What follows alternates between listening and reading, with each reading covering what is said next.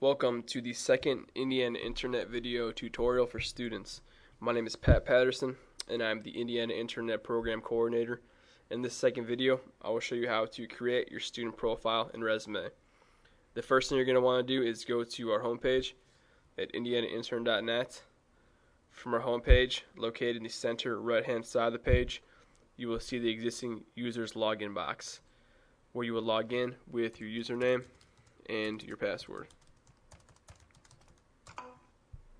After logging on, you'll be directed to our student workspace, which is divided into separate sections with all the functionality buttons to the right hand side, where you can edit and add any information.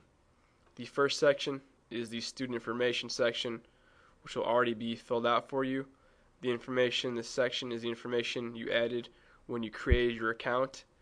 If you wanted to edit any of that information, you would click on the edit button in line with this section. If any of the information had changed since you first registered, be it your major or your contact information, you can go ahead and alter that information and then save that in this section. The next two sections, student profile and student resume sections, will not be filled out yet the first time you log in. To edit the information, go ahead and click on the edit button to the right of these sections. So let's go into the student profile section. The student profile section is information that is related to your preferences, your major and minor, areas of interest, job category, degree type of GPA. And this information is important to fill out for two reasons. One reason is because this information is the information that will be used as your search criteria when you search for internships based on your profile, which I will show you in the next video on how to search for internships. The other reason why is that employers use our database to search for potential candidates, and they may filter a search based on one of your preferences.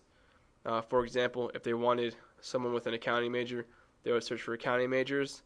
So if you selected accounting, your name would be among the list of names when an employer conducts a search. If you want to choose more than one selections under a category, you would hold the control button. So we click accounting, hold the control, and then click advertising. That's how you choose more than one selection. After this section is complete, go on and click the save button in the bottom and move on to your student resume section. The student resume section is important to fill out completely so that an employer can know more about you when you apply for an internship. So go in and edit this section. My section, or my resume workspace, is already filled out. Yours will be blank the first time you go in, and you will see all the functionality add and edit buttons to the right.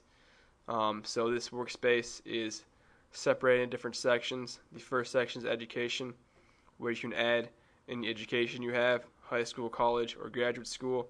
The next section you can add any experiences you may have had, be it a job or a previous internship. And then you have a skills section as well, and a references section.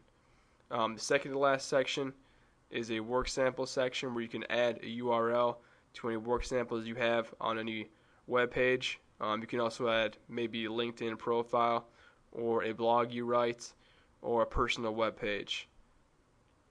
On the bottom, the last section, is the option to upload a resume.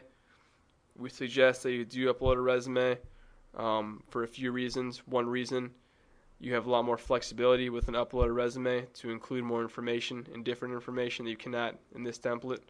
For example, you can elaborate on an experience you may have had in an uploaded resume, and you can also tailor your resume to a specific internship description. I'll go ahead and show you the resume I have uploaded by clicking the view button. As you can see, you can make this uploaded resume more specific. You can show the specific internship position you're applying for. You can also include more information about a particular experience you may have had.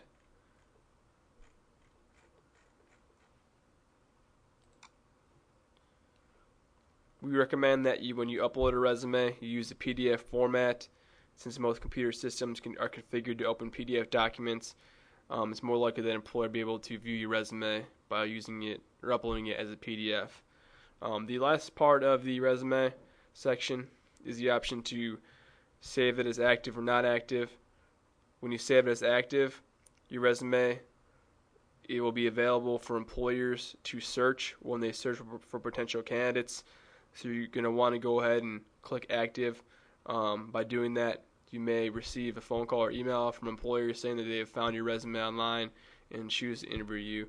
So it is important to choose active. When this section is complete, click on the return button, and then you can see under the student resume section there'll be a clickable button that says view resume. And when you click on that, you can review all the information you added in your student resume. And this student resume page will be the page that will be sent to employers when you apply for an internship. So when employers review your resume, this is the page they'll be able to see.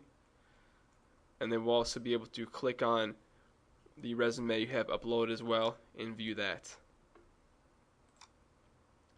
So go ahead and make sure all this information is accurate and completed before you go ahead and apply for an internship. Let's go ahead and return back to the student workspace. So that is the important sections of your student workspace to fill out: your student profile and student resume. And when you have those two sections complete, you can go ahead and start to apply for internships. Our next video tutorial will show you how to search and apply for an internship. So go ahead and complete these sections and go ahead and begin to apply. And thank you for watching.